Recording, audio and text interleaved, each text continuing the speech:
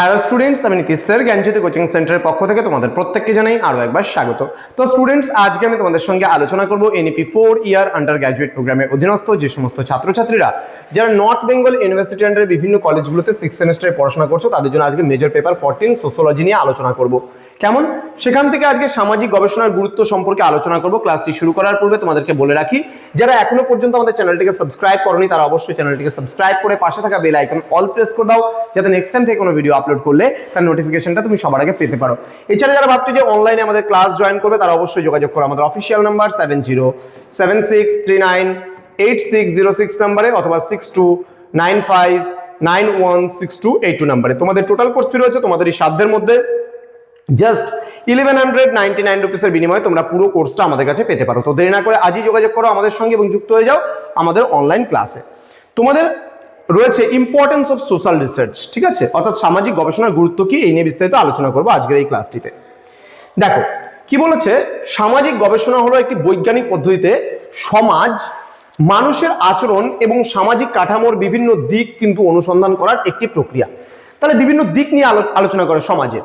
তো বর্তমান পরিবর্তনশীল বিশ্বে কিন্তু সমাজকে গভীরভাবে বুঝতে হলে, যদি খুব ডিপলি ভাবে বুঝতে চাও বর্তমান সমাজটাকে এবং বিভিন্ন সমস্যার যদি সমাধান খুঁজে বের করতে চাও, তাহলে সামাজিক গবেষণার গুরুত্ব কিন্তু অপরিসীম। এবার সামাজিক গবেষণার কোন কোন ক্ষেত্রে গুরুত্ব রয়েছে সেগুলো একে একে বলছি। প্রথমত কি বলছে, সামাজিক গবেষণা আমাদের সমাজ সম্পর্কে সঠিক ও বস্তুনিষ্ঠ জ্ঞান কিন্তু প্রদান করে। দেন সমাজের রীতিনীতি, মূল্যবোধ এবং মানুষের মধ্যেকার জটিল সম্পর্কগুলো কেন এবং কিভাবে কাজ করে তা গবেষণার মাধ্যমে কিন্তু স্পষ্ট হয়। এটি আমাদের অন্ধবিশ্বাস ও কুসংস্কার দূর করে যুক্তি নির্ভর সমাজ কিন্তু গঠন করতে সাহায্য করে। ঠিক আছে, আচ্ছা নেক্সট দ্বিতীয়ত কি বলছে, 2 নম্বর বলছে সামাজিক সমস্যার কারণ উদ্ঘাটন এবং প্রতিকারে এর ভূমিকা কিন্তু খুবই গুরুত্বপূর্ণ। দারিদ্র, অপরাধ, বেকারত্ব বা লিঙ্গ বৈষম্যের মতো সমস্যাগুলো কেন সমাজে বাড়ছে দিনের পর দিন এবং এর উৎস কোথায়, কোথা থেকে সৃষ্টি হয় লিঙ্গ বৈষম্য, তা গবেষণার মাধ্যমে চিহ্নিত করা যায়। সঠিক তথ্য ছাড়া কোনো সমস্যার কিন্তু স্থায়ী সমাধান করাও কিন্তু সম্ভব নয়, যা সামাজিক গবেষণা কিন্তু নিশ্চিত করে। চলে আসবো তৃতীয়ত বা 3 নম্বর পয়েন্ট, যেটা রয়েছে সরকারি ও বেসরকারি পর্যায়ে সঠিক পরিকল্পনা প্রণয়ন ও নীতি নির্ধারণে সামাজিক গবেষণা অপরিহার্য।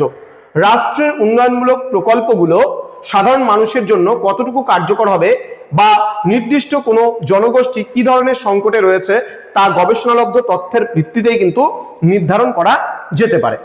এবং সর্বশেষে আমরা যেটা বলবো যে সামাজিক পরিবর্তনের ধারা বুঝতে এবং ভবিষ্যৎ সমাজের রূপরেখা নির্ধারণ করতে গবেষণা কিন্তু বড় ভূমিকা পালন করে এবং এটি সামাজিক সংহতি বৃদ্ধি করতে সাহায্য করে এবং একটি সুশৃঙ্খল ও প্রগতিশীল সমাজ কিন্তু নির্মাণে দিক নির্দেশনা প্রদান করে।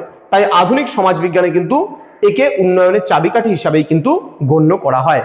তো আশা করি আজকের এই সংক্ষিপ্ত তোমরা ক্লাসটা, যেটা 6 নম্বরের জন্য পরীক্ষায় আসতে পারে, মানে সামাজিক গবেষণার গুরুত্ব, এই নিয়ে আলোচনা করা হলো।